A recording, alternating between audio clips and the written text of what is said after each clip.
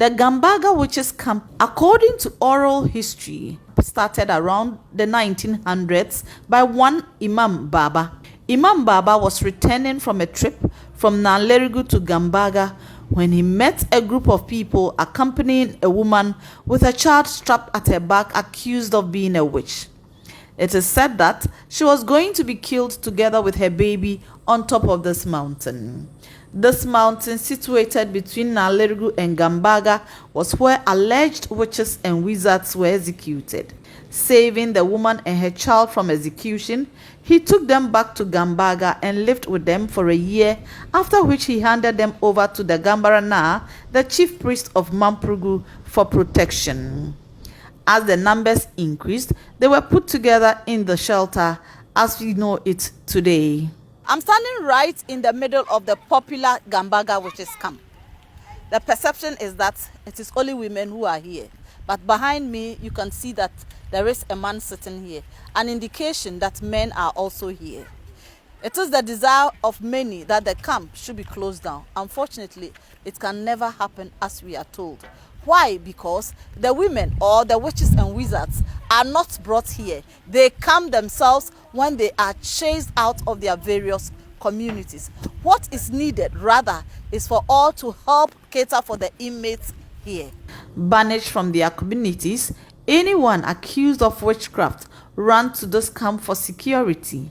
Currently, there are 82 women and a man here, with some living with their children and grandchildren at the camp. The women, after they have been accused and they run to the camp for some time, you will see them looking for their children.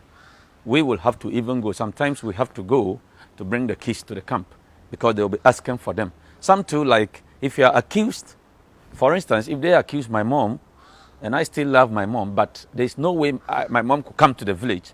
The only way for me to do is to send my daughter or a son to take care of my mom at the camp. That's how some of them have their grandchildren there. The place that I will really love so much is their children and grandchildren's education, which I'm very so much concerned about, because I don't want these children to be like their mothers or their parents one day. Some have lived here in the camp for over 38 years. The longest was for 41 years. She died recently. It's not about the women staying at the camp. They are even safe. I tell you what, so many people have died. They have killed a lot of people. Nobody hears it. And you know, we have also developed a strategy not to use the police. Not that we cannot use them, but when you use force, what they do is that they now kill these people silently, which you and I would not know. There was one man, I still feel it, when they had accused her daughter-in-law. And the man strongly came out again. He was very old. What they did was that they waited, when the woman had run okay, but they waited while the woman was sleeping. They burned the place. They came and burnt it and locked the place and said it was fire. There was one woman, they broke the leg. I got there to pick this woman and the whole of my body was shivering because of what I saw. One woman who was accused. And when she was accused, immediately, they forced and gave her condom to drink. You know condom, that's weedicide or pedicide, the thing they used to pump this weeds and they will die off. She took the thing, came. Even though they did the tribal ordeal, the woman was not guilty. After they came to Gambarana Palace, she noticed that the woman was not a witch. By then they had already forced her to drink the condom. What do you do then? This woman, after 2 weeks, died. There was another one. They accused her that she was bewitching a young boy. It was like chicken pox that got this young guy. So they asked the woman to suck the body of the child, of the chicken pox. The child finally died, and you know what? They washed the corpse and made the woman to drink the water. Over the years, the women accused of being witches have survived on the benevolence of others, especially churches and NGOs. We have been praying and hoping that we'll get sponsors coming to help us feed them. Apart from that, their health is a difficult thing. I don't know how we can supply them with food. Sometimes we do this to prevent them going to the market to try to pick scraps.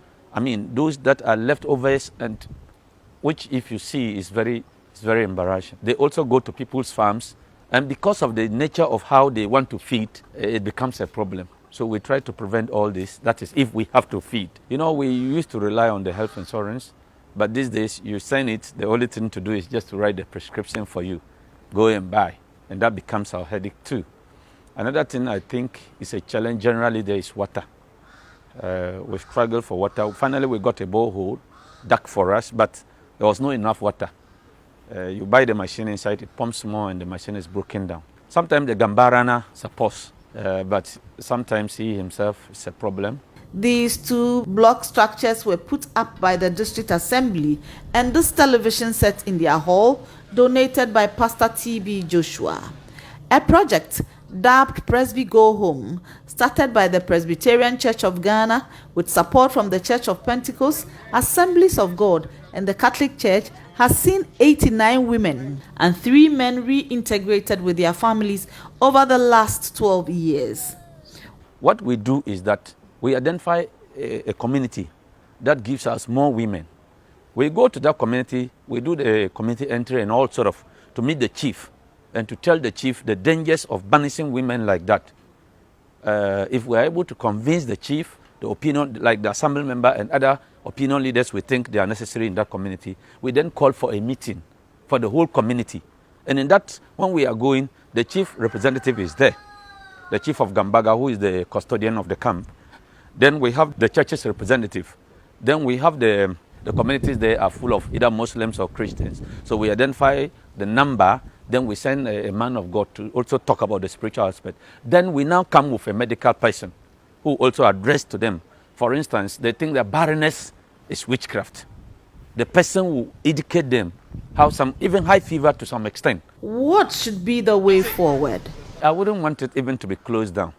I want us to use the gradual process, and at the end of the day, there will not be anybody there. We have to do an education to advocate on behalf of the women, identify some of the issues, or sometimes the sicknesses they often accuse women of. Mostly, relatives of the women here are accused of using black magic to cause misfortune in their communities. The women here come from 64 communities from the northern, the northeast, Upper East regions. Managers say advocacy by all is what is needed to stop the brutalities meted out to perceived witches and wizards. Peggy Amadonko from Gambaga in the Northeast region for GBC News.